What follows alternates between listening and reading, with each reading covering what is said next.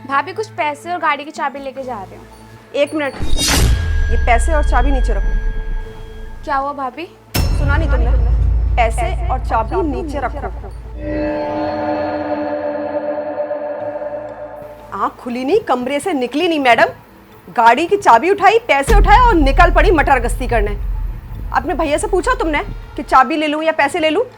उनको भी तो ऑफिस जाना होता है, वो कैसे जाएंगे? रिक्शे में? आवारा गर्दी करने से ही फुर्सत नहीं मिलती इन्हें। भाभी वो कॉलेज के एग्ज़ाम चल रहे हैं और मैं लेट हो रही थी ना, तो सोचा भाई की गाड़ी ले जाऊं और पैसों की थोड़ी ज़रूरत थी मुझे एग्ज़ाम के लिए। मेरी प्यारी ननद जी, आपको ऐसा नहीं लगता कि आपके एग्ज़ाम डेली डेली हो रहे हैं? हाँ, हमने भी पढ़ाई की है। रोज़ किसके एग्ज़ाम होते हैं? और अपना ड्रेसिंग सेंस देखा है आपने? इस तरह की ड्रेस पहन के आप कॉलेज जा रही है, और ये सीधे सीधे क्यों नहीं बोलती कि अपने बॉयफ्रेंड के साथ घूमने जा रही हैं आप, और घूमने के लिए आपको अपने भैया की गाड़ी चाहिए और उड़ाने के लिए उनके पैसे। शर्म नहीं आती तुमको?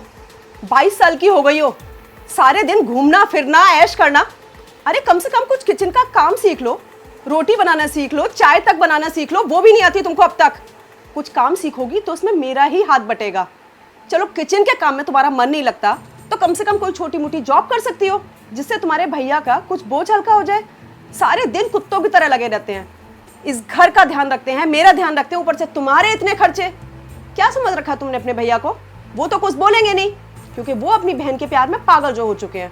पर मुझे तो देखना है ना, मेरे पति हैं वो, पागलों की तरह तुम उनके पैसे उड़ाए चली जा रही हो। ठीक है, तो कोई बात नहीं, मेरे पास 100 रुपये पड़े हुए हैं, मैं बस से चली जाऊँगी। क्या बात है भाई, आज ननंद अपनी भाभी को सॉरी बोल रही है? कुछ नहीं भैया, वो बस आज मेरे कॉलेज का एग्ज़ाम है ना, तो मैंने आज उसकी तैयारी नहीं करी, तो बस भाभी उसी के लिए मुझे डांट रही थी, और कुछ नहीं। ननद जी, झूठ क्यों बोल रही हैं आप? सच बताइए ना अपने भैया को। आप तो बताएंगी नहीं, मैं ही आपको सच बता देती हूँ। आपको पता है, आपकी बहन डेली डेली इस तरह के कपड़े पहन के कॉलेज जाती है। अब मुझे तो पता नहीं कि ये कॉलेज जाती है, जाने कहाँ जाती है। सच्ची बताऊँ, कॉलेज वॉलेज तो सिर्फ इसका बहाना है। ये अपने यारों से मिलने जाती है, वरना कॉलेज तो हम भी जाया करते थे, पर एक तमीज़ के कपड़ों में। कपड़े देखिए इसके, बेसहुरों वाले। आज तक हमारे पूरे खानदान में किसी ने ऐसे कपड़े नहीं पहने जैसे कपड़े पहन के ये जाती है। और आज तो हद ही हो गई, इसने यहाँ से आपके पैसे रखे थे, उसमें से पैसे उठाए आधे, और आपकी गाड़ी की चाबी उठा के मैडम छू हो रही हैं। एक बार भी नहीं सोचा कि मेरे भैया कैसे जाएंगे। उनको फर्क ही नहीं पड़ता ना, उनको तो ये है कि चाहे मेरे भैया रिक्शे में धक्के खाएं, पर मेरी ऐशो आराम में कोई कमी नहीं होनी चाहिए।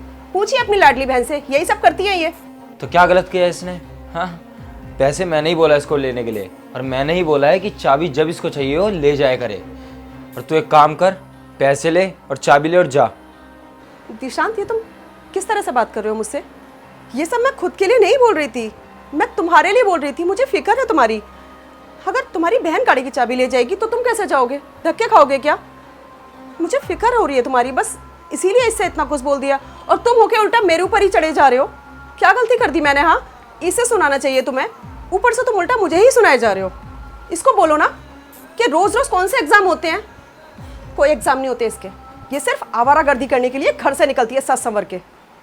देखो इशिका, तुम्हें कोई चिंता करने की ज़रूरत नहीं है। ये मेरे और मेरी बहन का मैटर है, हम ही देख लेंगे आपस में।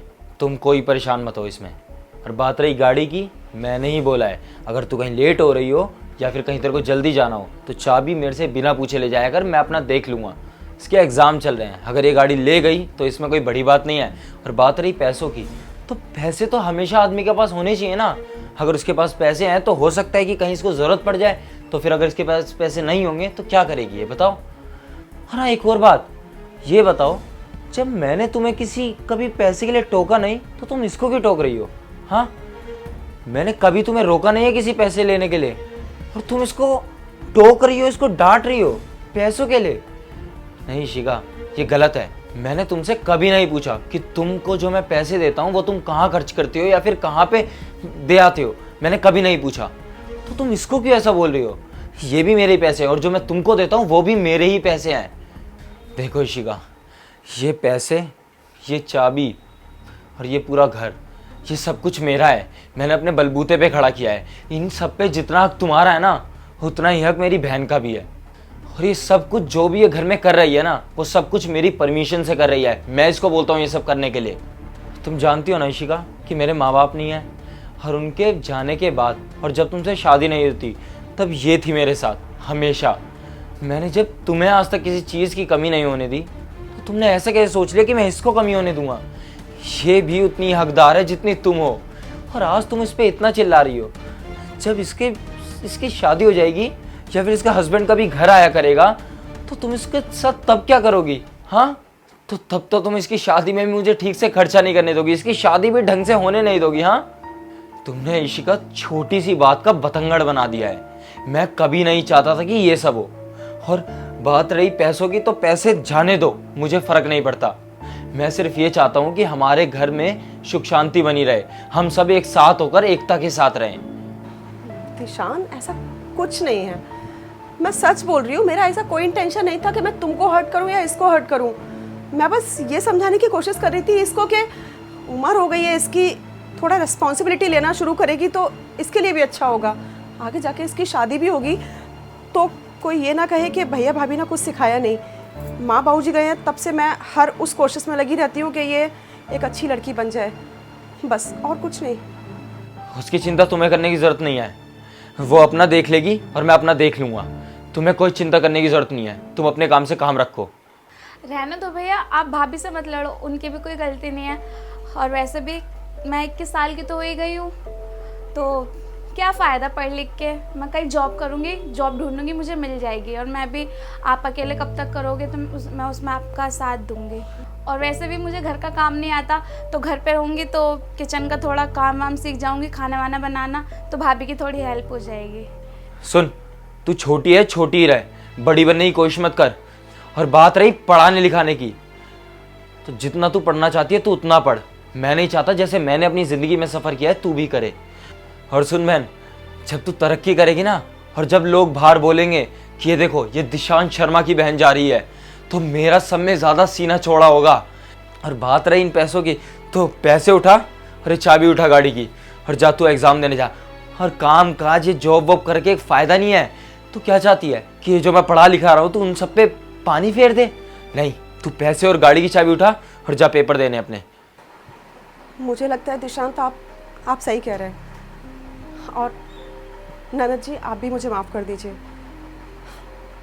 घर के कामकाज तो आप बाद में भी सीख सकती हैं, लेकिन एग्ज़ाम बहुत ज़रूरी है। मैं भूल गई थी कि घर के कामकाज के चक्कर में हम अपना एग्ज़ाम नहीं छोड़ सकते। और आप जितने चाहें उतने पैसे ले जा सकती हैं, भैया की गाड़ी की चाबी भी ले जा सकती हैं। अगर लेट हो जाएंगी तो एग्ज़ाम में एंट्री नहीं मिलेगी ना आपको। और अपनी भाभी की बातों का बुरा मत मानिए, मैंने जो कुछ कहा आपके भले के लिए कहा। हाँ, थोड़ा सख्त हो गई थी मैं, लेकिन मैं आगे से ध्यान रखूँगी। भाभी प्लीज़ आप ऐसे मुझसे माफ़ी मत मांगे। और वैसे भी आप मुझसे बड़े हो, ऐसे माफ़ी मांगते हुए अच्छे नहीं लग रहे। और बड़े तो छोटे को डांट ही देते हैं ना। भाभी बोल रही है ना, पैसे उठा और जा पेपर दे गया।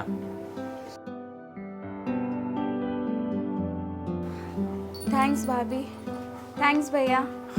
अरे जा, अब लेट हो जाएगी एग्जाम के लिए। देखो इशिका, सॉरी, मुझे तुमसे ऊंची आवाज़ में बात नहीं करनी चाहिए थी, लेकिन जब हमारी शादी हुई थी मैंने तुम्हें बताई थी ये बात कि मेरे माँ बाप नहीं है, तो मेरी बहन ही मेरी पूरी दुनिया है। तो उसका ख्याल रखना, एक भाभी बन के नहीं, एक माँ बन के उसका हमेशा प्यार से रखना, एक दुलार देना। तो बस इतना ही था। बाकी आई एम सॉरी, मैं ऊंची आवाज़ में कभी बात नहीं करूँगा।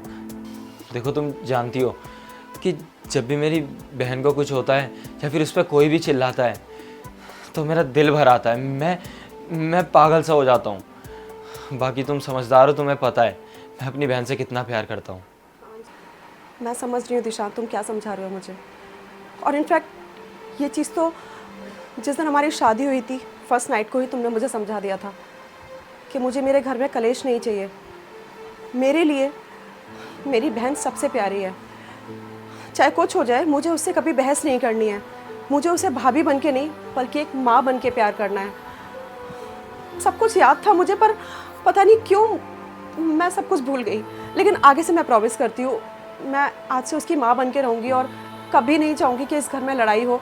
और उससे भी बहुत प्यार से बात करूंगी। आई एम सॉरी, तुम भी माफ़ कर दो यार मुझे।